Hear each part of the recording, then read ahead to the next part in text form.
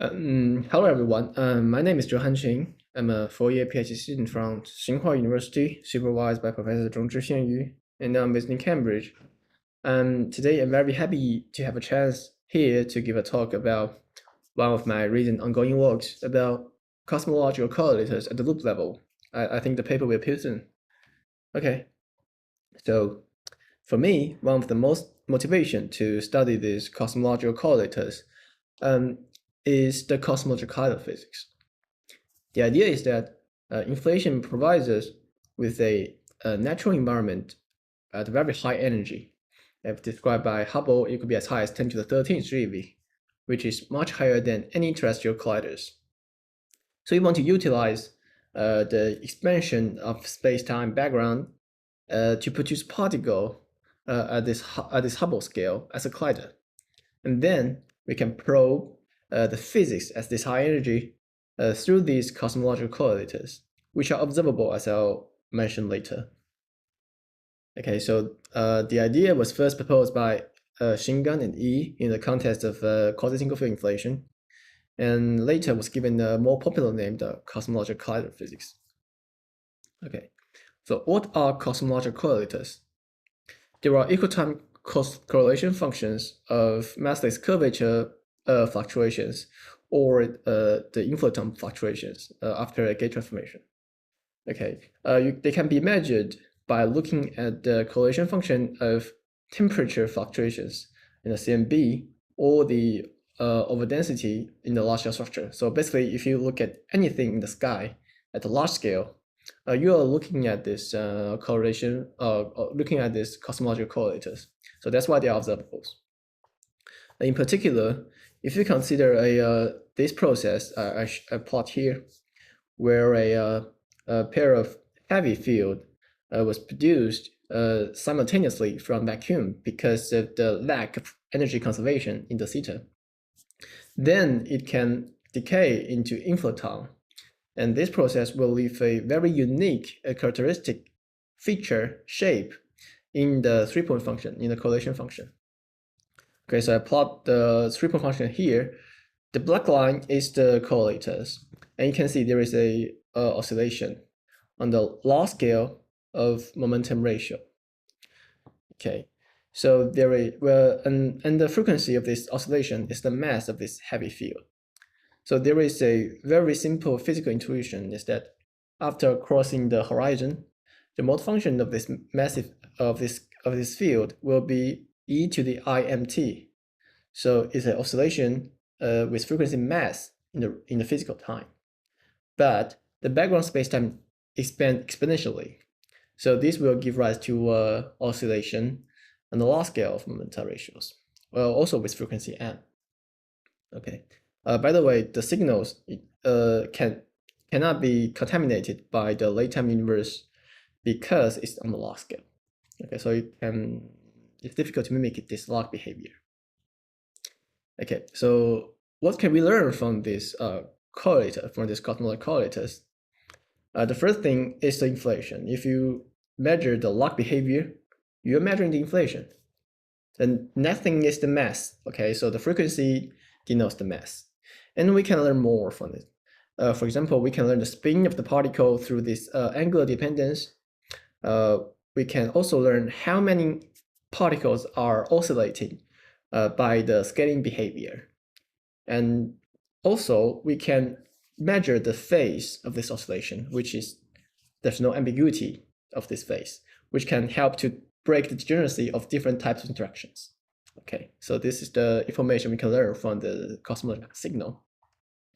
And also, I want to stress that there is also an importance of the signal in the theoretic point of view. So the log behavior implies a branch cut on the complex plane of momentum. So you can see there is a one-to-one correspondence between the singular structure of the correlator and the feature of observable, which is very similar to fast spacetime, where you have a pole in the scattering amplitude and you measure a bump in the cross-section. Okay. So now return to the phenomenology. Why we want to calculate this, we want to study these correlation functions analytically, because we want to have better templates for future observations. In fact, there are 2 papers in this year that are searching such oscillations, such signals, one in Bose data, another in Planck data. So as a theoretical physicist, we need to provide them with better templates. This can be done by analytical calculation of these correlators. So that's why. However, the calculation is very difficult, extremely difficult. If you can calculate in the standard in formalism, this is expression. So the most difficult, the most difficulty comes from the curvature, because in curved spacetime, the mode function of the particle become Hankel functions with special functions. And also you are calculating the equal time slice correlators. So you encounter time orderings, and also choosing a time slice breaks the theta isometries. So less symmetry gives you more difficulties. So it's very difficult. And that's why people are developing many different kinds of methods to tackle this problem. So I think there are 2 main streams. One is the cosmological bootstraps, or the bootstrap equation, which derives a differential equation that the correlator is self-satisfied, and then solving these differential equations by appropriate initial condition, boundary conditions. It's more like a boundary perspective, but of course, we must have some input from the block. Another way is to do the Mellin-Barnes representation, which is more like a block perspective. We just resolve the special functions into simple functions like powers exponential by this Mellin-Barnes representation. It only making use of the dilation symmetry. Yeah, so I think that's one of the most advantages of this method. And also there are many other methods, including a spectral representation and dispersion integral, but I don't have time to explain all of them.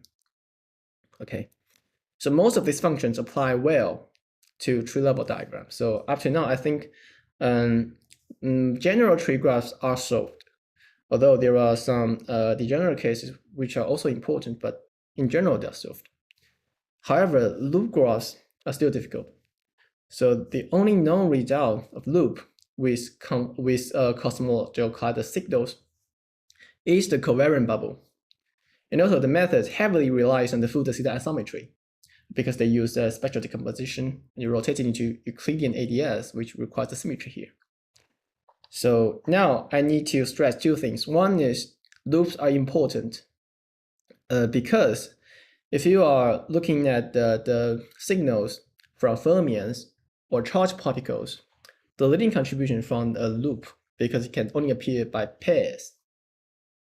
Furthermore, we are more interested in loops with the theta boost breaking, because in general, CC signals will suffer from Boltzmann suppression. It will be exponentially suppressed by the mass.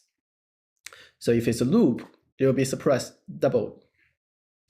So people are trying to build models that can overcome this suppression by breaking the theta boost. This includes a chemical potential, which also break P and CP. So this kind of model can give you both a large cosmological signal and a large priority violation. And I think that's the linking of my talk and to this workshop. Okay, so but in these cases, none of the methods for covariant bubble works because it lacks symmetry. Okay, so we want to solve this question. How? So I will use the partial Mellin-Barnes representation, which I mentioned above. It only relies on the dilation symmetry, so that's why it works. Okay, so first let me introduce what is Mellin transform and why it's useful in the theta calculation. So remember that in flat spacetime, we like Fourier transform because it manifests the translation symmetry. In the theta, there is no time translation symmetry, but we have an additional dilation symmetry. So we will try to use the eigenfunction of dilation, which is monomials, as the integral kernel to make an integral representation, which is the Mellin-Barnes representation here. So what partial Mellin-Barnes just means you use this Mellin-Barnes representation to all the internal massive mode function, just to apply this to the Hankel function to resolve the spectral functions here. So that is the basic idea of partial Mellin-Barnes. After that, you'll see the correlators can be written in a compact form here. So it's a multi-layer of Mellin integral ds, and the integrand is quite simple. It consists of a time integral t and the loop integral L. Both of the integrands are simple functions. It's power, exponential, and time ordering. Okay. So after that, you can imagine you can complete this calculation of time and loop integral. Then you want to calculate the Mellin integral. We use this by residue theorem. We choose appropriate poles and collect their residues. By the way, you can, if you analyze very carefully, we can specify all the pole structures of the integrand, of the Mellin integrand, even without doing the calculation. But it's another question. So let's focus on the bubble topology. Here, the topology is simple, so we can explicitly compute both time and loop integrals. So we have the full result for the Mellin integrand. Next thing is just to analyze its pole structure and picking up appropriate poles and collect their residues. And that is the method to do this computation. So I won't show the technical details here. I just show you the result. Okay, here's the result. So let's consider a covariant bubble as the first case. So the result is that the 4-point function of this bubble with two different internal lines have 3 parts. One is non-local signal, another is local signal, both of which are cosmological signals. You can see the Boltzmann suppression here, and nu is the mass. But they oscillate on the different momentum ratios, and there are 2 frequencies, nu1 plus or minus nu2, and they are all convergent. Okay, and also there is a third piece, the background piece, which is divergent. So you can see there's a finite term plus an integral of a single layer integral of s, and the integrand behaves like 1 over s in infinity. So you see there is a divergence here. So which is exactly the UV divergence in flat spacetime. Okay. So the UV divergence only appears in the background piece, which is intuitive. Okay.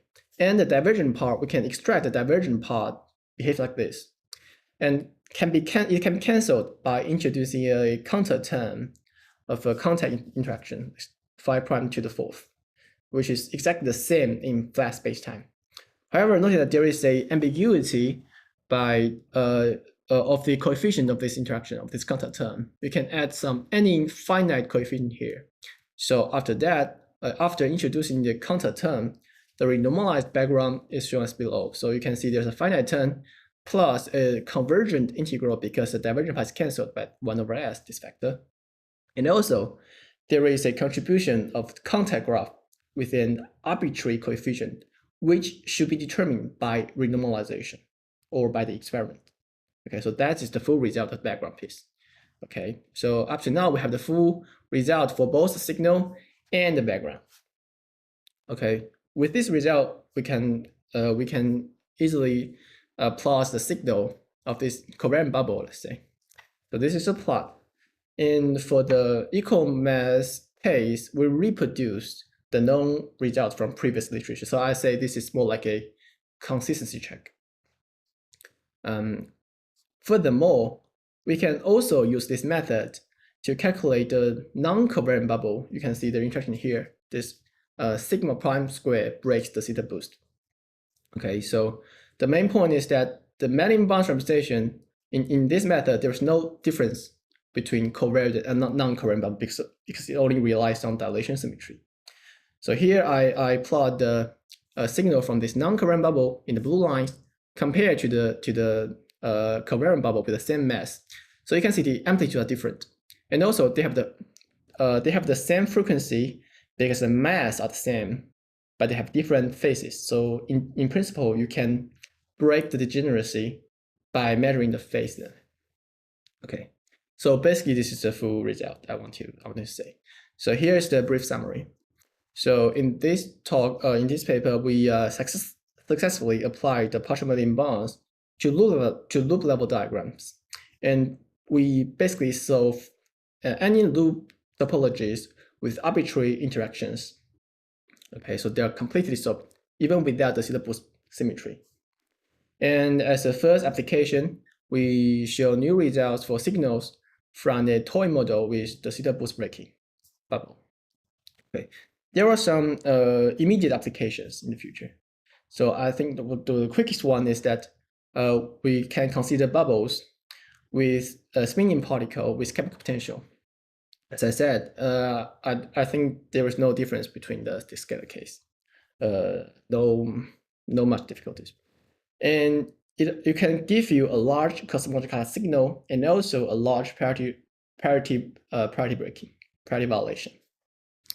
And also, we want to generalize it to more complicated diagrams like triangle or box diagrams, which are also very important in phenomenology. And don't forget why we are doing this. We want to provide good templates for observations. So after having this analytical result, we want to write down a good template for data search. And also at the last but not least, having the analytical result I think it can provide us more comprehensive understanding of the analytical structure of cosmological correlators at the loop level, which is unclear now, I think. So this is also useful for a theoretical perspective in the quantum field theory in the theta spacetime. Okay, I think that's all. Thank you very much.